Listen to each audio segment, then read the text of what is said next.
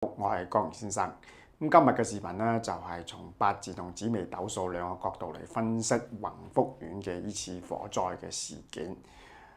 作為一個學術研究以下視頻咧都係江如先生嘅一個個人嘅觀點，即係如果有講得唔啱嘅地方啊，可以向江如先生提出嘅嚇。首先發生呢個不幸嘅事件咧，江如先生喺度咧就係願逝者就安息。咁仲有就係傷者就係盡快康復。咁江如先生咧都盡咗自己嘅微薄之力咧，幫助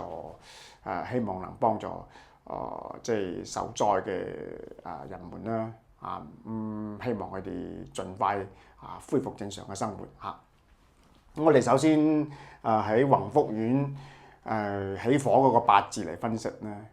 宏福苑咧喺2025年嘅11月26號嘅未時下午14:51咧係起火嘅。咁我哋首先咧喺佢個天干地支作為一個分析嘅嚇。咁我哋首先睇呢個八字先咧，呢個八字就好容易睇嘅啫。咁己土日元出生亥嘅月份咧，咁單從如果命格嚟講，呢種八字咧就一世勞碌辛苦命嘅格局係非常之低嘅，因為佢原局嘅調亥用神被呢個亥水嚟所沖克嘅，咁所以呢種係格局之敗嘅，係唔好嘅八字嚟嘅嚇。咁我哋今日咧就係分析呢個八字咧，即係起火嗰個時間段作為一個學術嘅一個研究啊。咁首先己土日元出生亥嘅月份，咁呢個八字咧自亥沖，自亥中，咁年同日咧係天克地沖嘅。咁所以呢個八字係唔好嘅，即係從天干地支都知道呢種八字嘅組合咧，就好容易有好多意外嘅發生，就係天災啊！即係如果從自然界嘅道理咧，就係天災；如果從命格嘅角度咧，個人嘅呢種八字咧，就好容易發生啲交通意外啊，好容易受傷嘅八字嚟嘅嚇。因為兩個亥水自有一個自火，個自火一定受傷嘅嚇，天克地沖。咁首先我哋睇個八字，咁首先佢個八字嚟講咧，呢個係日柱，日柱用時柱叫做拱局，拱局咧意思咧就暗中起火，即係暗合嘅意思，就暗中，因為拱咗木出嚟嘅，拱咗個木出嚟，個木咧係咩顏色啊？綠色，咁所以宏福苑咧做一個大廈嘅一個修葺咧。佢嘅竹棚嘅保護網咧，剛好綠色，綠色屬木，所以佢個日柱同時柱係有個象喺入邊嘅，叫拱。咁並且佢起火係比較隱蔽啲嘅，因為始終係亥未拱啊嘛，拱就要暗中起火，即係好難發現嘅。咁有咁嘅象喺入邊嗱。咁其次，宏福苑究竟係喺高層起火，係還係中層或低層起火啊？咁我哋首先咧，即係已經得到證實㗎啦，就喺宏昌角嘅低層起火嘅嚇。咁我哋從八字有冇即係個時間有冇玄機入邊咧？首先我哋年柱咧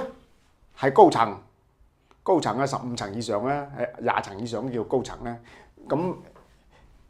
月柱同日柱叫中層，時柱係低層。咁剛好講咗個木局出嚟，剛好就喺個時柱呢個位置嘅。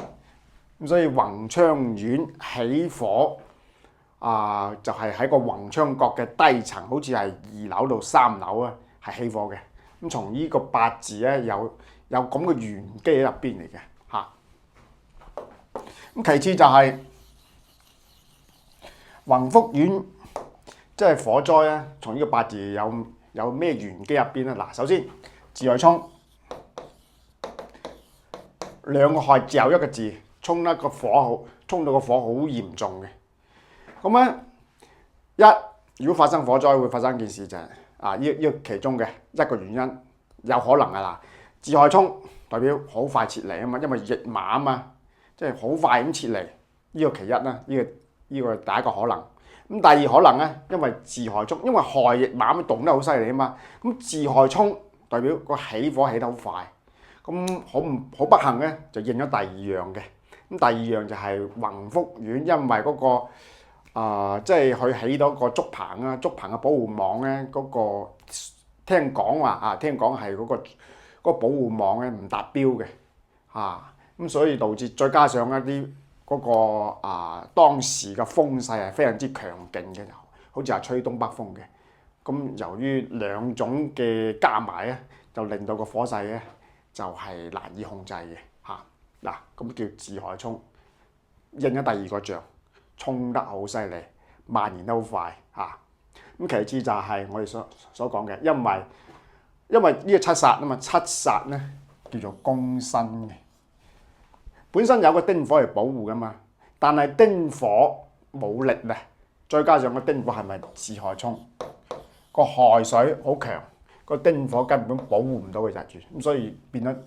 個七煞咪攻身咯。呢個咁從呢個八字嘅角度分析係咁嘅其次就係從紫微斗數嘅角度分析啦。咁紫微斗數嘅角度咧，呢種格局咧叫做殺破狼嘅格局，貪狼命宮，我哋睇睇財帛宮破軍。殺七煞咧喺個官祿宮嘅一種殺破狼嘅格局，呢種格局咧係非常之唔穩定嘅格局嘅，咁一世都係奔波勞碌。咁仲有就係呢種格局咧，通常咧係從事啲比較辛苦嘅工作，例如咧叫鐵人三旺菜，鐵人三旺工作，外賣滴滴咧或者係送快遞咧，就係呢種格局啦叫做殺破狼嘅格局，辛苦勞碌之格。咁我哋睇睇佢嘅呢個宮位啦，呢個宮位係遷移宮。咁遷移宮係對沖係命宮噶嘛？火星代表火嘅嘢啦，代表火災啦。金